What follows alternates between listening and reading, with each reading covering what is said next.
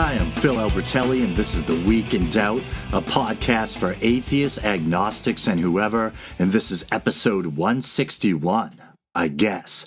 It gets a little hard to keep track sometimes due to all the two-parters, interview specials, and audio doc episodes, but 161 sounds good to me. Let's see, any shout-outs or housekeeping before I start? Well, I'd like to thank the usual crew for interacting with me on the Facebook page, John Haas, Russ Ray, and also someone new, Will Nist. He's contributed a lot of thoughtful commentary recently. I was worried that some people might have been offended by the explicit nature of my recent C-Web interview, but I've been receiving some positive feedback, and Will had the following to say. I can't believe I listened to the whole thing, but I want to get a better handle on you since I've noticed we share a lot of similar background. I also was a Catholic, still am a Catholic atheist according to some. I was always fascinated by philosophy, especially epistemology, actually was my college major. Oh my god, another Shroud of Turin freak. I actually saw it. It does look like Jim Caviezel. And I was terrified by The Exorcist when I first saw it. 3 people fainted in the matinee I attended. Very cool. Yeah, it does look like we have a lot in common. Thanks for joining the conversation, Will. I appreciate it. And thanks for enduring the entirety of that 3-hour or more conversation. And for any of my faithful listeners who happen to have sensitive ears, don't worry, the tone of that interview wasn't meant to be taken as a sign of things to come. I shall be returning to the relatively respectful tone of the usual format. After doing this show for about 3 years, though, it did feel pretty good to finally let my guard down and cut loose a little. Can't promise it will never happen again. If it does, though, it'll probably be under similar circumstances on some rare occasion where I find myself having another friendly conversation with a fellow podcaster over a few drinks. But for the easily offended among you, if things do get a bit raunchy, I'll make sure to give you a heads up in the form of an explicit content warning. And I want to thank C-Web again for being good enough to come on the show.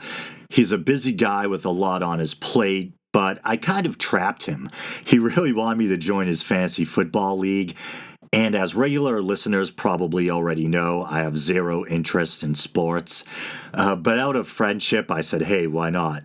But the Machiavellian part of me took the opportunity to nail him down for an interview. Quid pro quo, I believe they call it.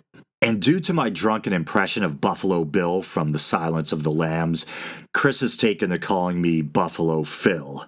Maybe I should do a whole episode in that voice. But then again, nah, that would probably get old pretty quick.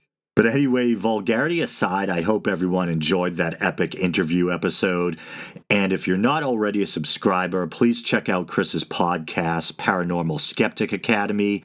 And if they're still up on iTunes, check out his old C-Web Sunday School episodes too. Okay, enough with the house cleaning, let's do some news stories.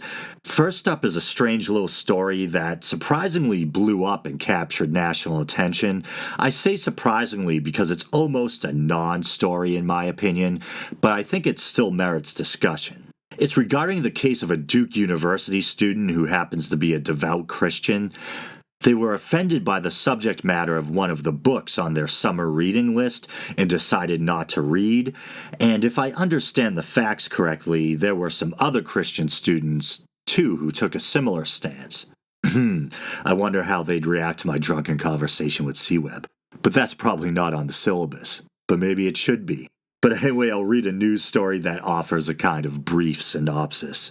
And this is from WGNTV.com. University student refuses to read award-winning novel, calling it anti-Christian. Some freshman students at Duke University are refusing to read the critically acclaimed novel Fun Home, which was assigned on their summer reading list. Why? Because it goes against their Christian beliefs.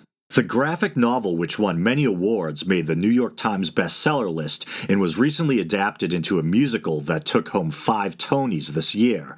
Tells the hard-hitting story of its author Alison Bechdel coming to terms with her homosexuality and discovering that her father, who commits suicide, was gay. This content was considered to be inappropriate by several students enrolled at the non-sectarian university. Many spoke out and refused to read the book. I feel as if I would have to compromise my personal Christian moral beliefs to read it, Brian Grasso wrote on the Duke University Class of 2019 Facebook page. Duke did not seem to have people like me in mind. It was like Duke didn't know we existed, which surprises me. Several others joined Grasso in his protest, posting their views on social media and writing letters to the student newspaper. Okay, and not only did this story go national, but apparently also landed the student in question, Brian Grasso, an op-ed in the Washington Post. I was going to read some excerpts from that, but maybe instead I'll play a clip from the Young Turks. They had an interesting take on this story. And speaking of sensitive ears, I should probably warn you that there is an F-bomb in this following clip. But here we go. Incoming freshman students at Duke University are upset at an optional reading selection book that was included in a summer reading program. Now, the name of the book is Fun Home by a New York Times winning author by the name of Alison Bechdel, okay? Now, the book is about her life as a lesbian and also her father, who was a closeted gay guy. And so it's a little bit of a memoir. It obviously has some gay themes in it, and it also includes some illustrations that are sexually explicit, including lesbians having oral sex and things like that. Now, Brian Grasso is one of the incoming freshmen that was upset at this selection. He has decided that he is not going to read it, and he actually went on Duke's Class of 2019 Facebook page and aired his grievances about the book. As a result, some people disagreed with him, other students agreed with him, and then this turned into a national headline. Now, the reason why this story enrages me is because Duke and most colleges are institutions of higher learning, where you're supposed to deal with people who challenge your values and your beliefs. And unfortunately, Brian Grasso seems unwilling to be challenged, although he did write a very lengthy op-ed about this in the Washington Post, and I want to give you his side of the story, and then we'll discuss. One quick thought here. So as Anna's about to read you this, understand that I think he's doing this for the shine, okay? And he actually, in a lot of ways, sounds like a Muslim fundamentalist. Okay, and in fact, he says that at one point. He says, "Oh, one of the most enthusiastic supporters I had was a Muslim who really believes you shouldn't be looking at cartoons either." I'm not sure that's really a selling point. Okay, right. He literally talks about cartoons that he found offensive. Gee, I wonder what that sounds like. Now, he's not taking any violent action or anything like that. I don't want you to misunderstand. But let's find out about how touchy Mr. Grasso is. Okay, he says, after researching the book's content and reading a portion of it, I choose to opt out of the assignment. My choice had nothing to do with the ideas presented. I'm not opposed to reading memoirs written by LGBTQ individuals or stories containing suicide. I'm not even opposed to reading Freud, Marx, or Darwin. Are you not merciful? Oh, okay. I know that I'll have to grapple with ideas I don't agree with, even ideas that I find immoral. I think there is an important distinction between images and written words. If the book explored the same themes without sexual images or erotic language, I would have read it. But viewing pictures of sexual acts, regardless of the genders of the people involved, conflict with the inherent sacredness of sex. My beliefs extend to pop culture and even Renaissance art depicting sex. Oh, you poor son of a bitch. Okay. All right, so let's start to break this down a little bit. So what were we negotiating here? You know what? I'll give you Freud and Darwin and Marx. Okay, I'll read those. Okay, but here are the things I will not read, and I know Renaissance art in this book and that book. I'm not negotiating with you. I'm your professor. You're my student. If you don't like it, here's what you're going to do. You're going to fail. You're going to flunk out of my class, and then you could be a wonderful Christian martyr then, or a Muslim martyr. There's going to be guys who might agree with you on that side. Oh my God! They made me look at a boob. And he failed me. Okay, then he failed you. Hey, then what I thought you were strong and brave and you're willing to do whatever it takes for your faith, right? I'm not negotiating with you about what the curriculum is. No, I can't. This story enrages me because of many different reasons. First of all, from the perspective of someone who goes through the trouble of putting a syllabus together for her class, It is. Please. It is. No. Like, I'm not. That's not a humble brag. Okay. Putting a syllabus together and deciding what the curriculum will be, it takes a lot of work. Okay. A lot of work, very little pay, a lot of passion. And so when a professor puts something together to educate you, and then you turn around and say, "No, I'm not going to do this because of my religion," well, then get the fuck off the campus. Okay. I'm not saying he should be kicked off. Or kicked out. We'll get to that in a second. No. I don't think he should be kicked out, but I would fail him for that assignment in a heartbeat. Okay. Okay, so I might not be as sanguine about this story as the Young Turks, but we're pretty much simpatico on the subject. I think it's a fairly clear-cut, open and shut case, or at least it should be. This is a college, university. The professor decides on the curriculum and the course materials, not the student. And as was mentioned, if something on the required reading list conflicts with your religious sensibilities, too bad. And as even the student Brian Grosso himself admits, it's an institute of higher learning, it's college where it's expected. You're going to be exposed to diverse ideas and worldviews, including some that may be in opposition to your own. It's a free country. No one can force you to read anything, but as an adult, you should accept the fact that your decision may have academic repercussions, and that failing to read a required text is most likely going to impede your performance in the class, perhaps even leading to a poor or failing grade. As long as you're not expecting the professor to bend to your will and magically pass you, even when you didn't do the required work, I don't care if you read it or not. It's your individual choice. There's nothing wrong with making a principled stand. Just be ready to accept the consequences. I think the thing that offended me the most is when he said that his distaste for visual depictions of sexuality extends to fine art, including Renaissance art.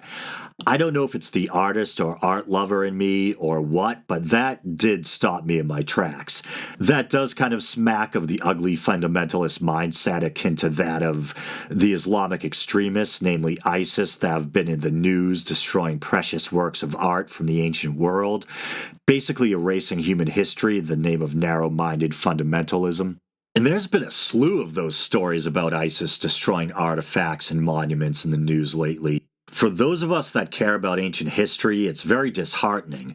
On a positive note, I recently saw a news story about how archaeologists are getting ready to deploy cameras so they can at least catalog as many of those ancient pieces as possible before ISIS destroys them. I think the plan then is to recreate them using 3D printing. I'd obviously much rather have the originals, but it's something at least. And I just spotted another one of these ISIS articles that's only about 6 hours old. It's Monday morning, August 31st, as I'm recording this, one of those rare occasions where I happen to have a morning off. But the story's from CNN, and I'll read a little bit from it now. ISIS damages Bel, Syria's most important temple, rights group says. And this story is by Don Melvin and Shams El-Wazir, I think it is. I hope I didn't butcher that too badly. The iconic columns of a temple with historical significance in Palmyra, Syria, are still standing despite an explosion there Sunday. The antiquities chief in Syria, Mamoun Abdulkarim, said Monday. He said there was an explosion Sunday inside the walls of the Temple of Bel, and while the extent of the damage is not yet known, witnesses report the walls are still standing. He called the site the most important temple in Syria and one of the most important in the whole Middle East. For nearly 2,000 years, the Temple of Bel has been the center of religious life in Palmyra, but now at least part of the temple has been destroyed by ISIS, according to the UK-based Syrian Observatory for Human Rights, which relies on a network of activists in Syria for information. ISIS has become known not only for its brutal executions, but for its hatred of antiquities and its wanton destruction of them. Recently, it executed Khaled al-Assad, an 82-year-old man who spent his life on the painstaking task of preserving antiquities in Palmyra because he refused to reveal where various irreplaceable relics had been hidden. And now apparently ISIS has damaged the Temple of Bel. Abdul Karim had told CNN on Monday that officials were working to confirm the reports with sources in the city. And it's sad, right underneath that article, there's a bunch of related articles all having to do with the destruction of temples and artifacts by ISIS. It's such needless and senseless destruction, and something just occurred to me.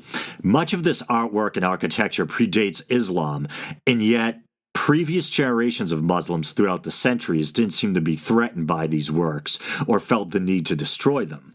But I guess ISIS thinks they know better. If you look at Islamic cultures and nations like Egypt, Iraq, Iran, they seem to be able to take pride in their rich pre-Islamic history without feeling that it threatens their faith.